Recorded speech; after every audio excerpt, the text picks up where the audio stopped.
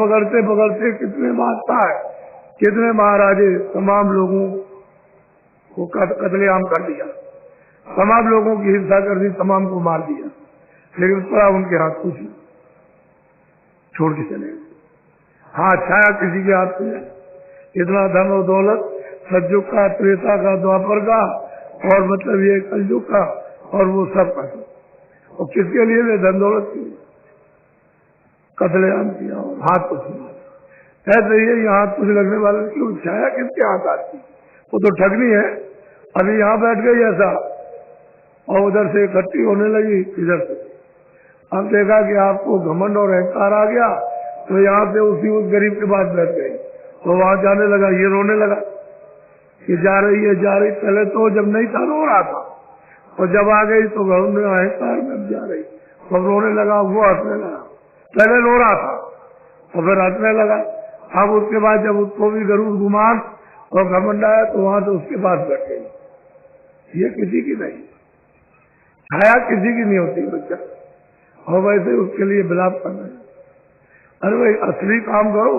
मनुष्य मंदिर में आए, उन्होंने कहा भाई महात्मा को पढ़ो, उससे प्रेम करो, तुम्हारा बंधन ढीला हो जाएगा। वो युक्ति बता देगा, तुम अंदर चल पड़ो, उससे मदद ले लो, घर की तरफ चलो, और अपने घर में पहुंचो। यहाँ कहाँ तुम्हारा घर है, सब कर देते। तो आप 2 मंजिलें आपने सुनी, एक ईश्वर की, ब्रह्म की, और अगर दर्शन नहीं किया तो बताते क्या? दर्शन किए तभी तो बताया। अब तीसरी मंजिल है पार ब्रह्म। ये 2 ईश्वर ब्रह्म की 2 मंजिल प्राप्त कर ली। अब पार ब्रह्म की मंजिल है, उसको भी जरा सुन लीजिए, ताकि आपको पता तो चल जाए कि भाई इतनी मंजिलें मुझे पार करके जाना है। तो किसी का कोई विरोध थोड़ी है। अरे भाई, उसके पास जाओगे, उसका दर्शन होगा। भाई आप उसके अनुकूल चलो तो क्यों बाधा पहुंचाए? जब आप उसके नियम के अनुकूल चलोगे, जो विधान बनाया, तो फिर वो बाधा क्यों डालेंगे? बाधा तो तब डाली जाती है जब आपने उसका उल्लंघन किया। आप उसके अनुकूल रहिए, कोई बाधा नहीं। कानून तो इसलिए बनता है कि आप कोई खराब काम मत करो, अच्छा करो। कानून किस बात का? कोर्ट कचहरी किस बात की? जब सब अच्छा काम करने लगे, कोर्ट कचहरी उड़ जाएगी कि कोई बुरा करने वाला है ही नहीं, तो यहां बैठ के क्या करेंगे? ऐसा समय कौन बिताएगा? इसलिए उसके नियम के अनुसार चलो, तो कोई बाधा नहीं किसी तरह की। तुम्हारे लोगों ने कोई अब नियम के अनुसार चले, कोई बाधा नहीं, अब चलते गए, उनका भी दर्शन, उनका भी दर्शन। अब आप तीसरी मंजिल की बात सुन लीजिए, बोलो। अब चली की सर पर खोले, तो न मंडल का सुन लिया। अरे जब ब्रह्म स्थान पर जब वो पहुंची, वहां साक्षात्कार हो गया। अब ये कर्म बीज है, जहां से उत्पत्ति हुई है बीज की, वहां जाकर के पहुंच गई। और उधर से आवाज आई है तीसरी मंजिल से, ये तो त्रिकुटी स्थान है ब्रह्म का, और वो स्थान है मतलब पार ब्रह्म का 10वां द्वार, उसको सुंड भी कहते हैं, सुंड मंडल। वैसे 10वां द्वार है, उसमें पार ब्रह्म विराजमान। तो कहते हैं उनका बोल, उनकी आवाज आने लगी। तो कहते हैं 2 पर्दे पार करके तीसरे पर्दे की तरफ चली, क्योंकि उधर से बड़ी कथित आवाज ठिकरी सारंगी की बच्ची हुई, इतनी अद्भुत कि सुरते उस आवाज को सुनकर के नाचने लगती, वो नाचती। तो अब यहाँ पर जैसे ही आवाज सुनी, तैसे ये बीज जला, नाश हो जाएगा। ऐसे ही जैसे ही आवाज को सुना और पकड़ा और चली उधर से, नीचे जितने भी गगन, जितने भी मंडल, ये सब छोड़े। इनके मंडल, इनका राज अलग है, ब्रह्म का राज अलग है, ईश्वर का राज अलग। जहाँ ब्रह्मा विष्णु महादेव रहते हैं, उनका राज अलग, और यहाँ अलग अलग राजाओं का खंड राज, इतना तुम्हारा, इतना तुम्हारा, इतना तुम्हारा, ऐसे मतलब। तो ये सब छोड़ दिया। अब उधर चली उधर बोलो। दसवा द्वार तेज प्रकाश, छोड़े नीचे गगन आकाश। अब जो देख रही है सूरत कहती है भाई वो 10वां द्वार है। तेज प्रकाश, बहुत तेज है, लेकिन बहुत शीतल। प्रकाश बहुत तेज है, बहुत शीतल है, ठंडा। वहां गर्म नहीं, गर्म तो कोई नहीं है, लेकिन बहुत शीतल, बहुत तेज। इन दोनों से बहुत तेज।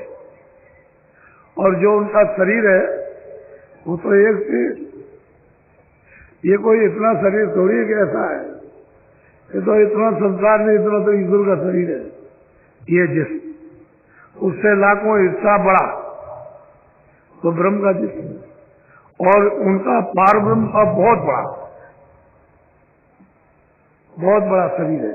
तो ये शरीर नहीं है जिसमें मलबूत होता, वहां मलबूत का कोई नाम निशान नहीं। जब ये हर बात का ही नहीं है तो किसी तरफ से भी देखिए बस रोशनी रोशनी, प्रकाश ही प्रकाश, नूर ही नूर बरसता है। और वो कहते हैं कि जब मैंने उसको पकड़ा, उस बोल को, उस आवाज को पकड़ा, उस शब्द को पकड़ा, उस नाम को पकड़ा, उस बाजे को, तो क्या देखता हूँ कि 10वां द्वार है और बहुत तेज प्रकाश, बहुत तेज रोशनी। बोलो। मान सरोवर किए स्नान। अब वो सूरत कहती है कि जब मैं उधर गई तो मैंने किया बड़ा बड़ी मानसरोवर है, इतना बड़ा मानसरोवर है कि ये जितने आपके अगर एक एक कण का एक एक लोक मृत लोक बना दिया जाए तो ये सब उसमें डाल दीजिए, सब उसमें समा जाएगा, इतना बड़ा है। कहते हैं कि हमने उस मानसरोवर में स्नान किया। अब तालाब नहीं होगा, वो तालाब कहा ही जाता है, उसके इर्द गिर्द इस तरह के महल बने हुए, ऐसे ही मालूम होता है कि तालाब कैसा। यानी इशारों में यही आता है, दूसरा कोई इशारा उस तरह का कर नहीं सकते। उस तालाब का सबने इशारा किया, सब कहते हैं वो तालाब मानसरोवर। कहते हो मानसरोवर क्यों कहा? मोती चुंगे जाते, पानी नहीं है। और क्यों मोती चुने जाते हैं? हंस रहते हैं। ये पंछी वाले हंस नहीं जिनका आपने नाम सुना होगा, वो सुरते, रुए, वो वानर और मोती चूकी। कहते हमने स्नान किया, सब धो डाला, जो कुछ भी इधर का था सब छोड़े, गगन आकाश, सब सूरज मंडल, चांद मंडल, तारा गणों के बंदर, अनेक ब्रह्मांडों, सब को छोड़ दिया। और तब उधर चली वो सूरज तीसरे स्थान की तरफ। स्थान का नाम है 10वां द्वार। और कहते हैं कि बहुत तेज प्रकाश, रास्ते में ये पड़े। अब जब तालाब इतने बड़े बड़े हैं तो लोग तो बहुत बड़ा हो, इसलिए पार ब्रह्मांड तो पार ब्रह्मांड है। बोलो। हंस मंडली जाई समा। कहते हैं वहां हंस मंडलिया, झुंड के झुंड, एक क्षण के अंदर, यानी करोड़ों मील ऊंचा महल बना दे, ये ऐसे में बन जाता है। यानी करोड़ों मील ऊंचा महल, और कितना लंबा चौड़ा, कहते इतने झटके में बन जाता है। ऐसे दृश्य उन हंस मंडलियों के नित्य प्रति क्षण क्षण होते रहते हैं। ऐसा मतलब ये कि वहां रचना उसकी इस तरह की है। अब वो लिखने में, इशारे करने में आ सकता है, कैसे खड़े होकर के। अब वहां कोई अंधेरा तो है नहीं है, कि भाई वो अंधेरा होगा, कोई दीवार लग गई होगी और कुछ नहीं। अब वो कहते हैं कि भाई वो हंस बने, झुंड के झुंड बेशुमार, और उनमें प्रकाश ईश्वर से बहुत ज्यादा। जो सैदल कमल में ईश्वर विराजमान, खुदा गाढ़ विराजमान है, इससे बहुत ज्यादा उन हंसों का एक एक का यानी प्रकाश है। इनका प्रकाश तो कुछ नहीं, जो उनका तो कहते जूट के जूट, झुंड के झुंड, अनगिनती ऐसे जगह जगह ये देखने को उस तालाब के इर्द गिर्द में मिलते। बोलो। सोना शिखर चढ़ी सूरती घूम के गाड़ी सारंगी डाली। कहते हैं कि उधर में जब सूरत गई तो वहाँ बाजा सुन रही है, चिंगड़ी सारंगी, बड़ी धूम मची, अद्भुत बाजा है, बड़ा धूमधाम का बाजा, घुमड़ घुमड़ कर बाजा अभी उसको सुन रही है, और जिसमें से आवाज निकल रही है उसका दर्शन कर रही है। नाम और नामी बस यही है, ये वो नामी है जिसमें से आवाज आ रही है, और जो सुन रहा है वहां तक वो नाम है। अब नाम को पकड़ के नामी के पास पहुंच सकते हैं। अब ये इधर से दूसरी मंजिल से अगर आवाज को वहां से नहीं सुनती तो पकड़ करके उधर कैसे जाती? वो तो सुनी, उसकी कशिश है, फौरन आवाज खींच ले गई और जाकर के उसने स्नान कराया, फिर धूम मची। किस तरह का नाच होता है यहाँ, नाच कुछ नहीं ये जो आप देखते हो थिएटरों में जाकर के, इसी में मोहित पड़े हो। कितना भी रोका जाए बच्चों को, भाई मत जाओ, कोई अच्छा नहीं, कोई अच्छे नहीं, हर चोरी से चले गए, हम तो मित्रों से मिलने गए थे, चोरी से जब यही फंस गए हो तो वहां तो मतलब है कि बगैर सनी में हर क्षण वहां कभी कोई सोता ही नहीं है, क्योंकि वहां तो नींद है नहीं, रात्रि है नहीं, ना वहां दिन है, न सोने वाला ये शरीर है, न ये बाहर की चर्म आंखें, वहां तो कभी कोई सोता ही नहीं सदैव, क्योंकि वहां तमोगुण, ये आलस, सुस्ती, जायली, कायली, ये तो शरीर में, वो तो वहां कुछ है नहीं, वो तो सूरज है। बोलो। सोने सोने सूरती हो गई सार, पाँव की जाए त्रिवेणी। अब वो कहते हैं कि सुन करके स्नान किया मानसरोवर में।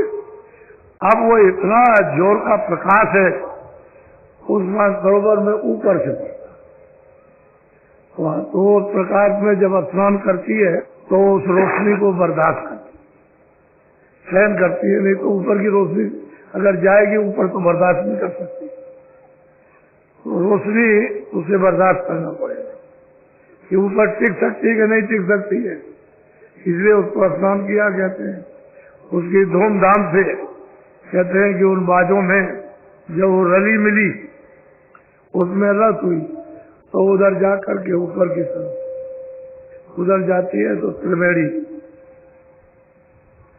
गंगा, जमुना, सरस्वती साफ, लेकिन ये नदी नहीं, गंगा जमुना, लेकिन दूसरा कोई प्रमाण नहीं गंगा ही जमुना का है।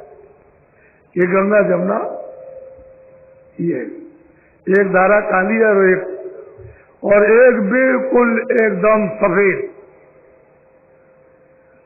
वो तीन धाराएं हैं, तीन प्रकार, इसलिए उसका प्रमाण, ये सब शब्द ऊपर ही से आया, यहाँ गंगा जमुना का नहीं, ऊपर से आया, और वहां वो असली त्रिवेणी संगम है।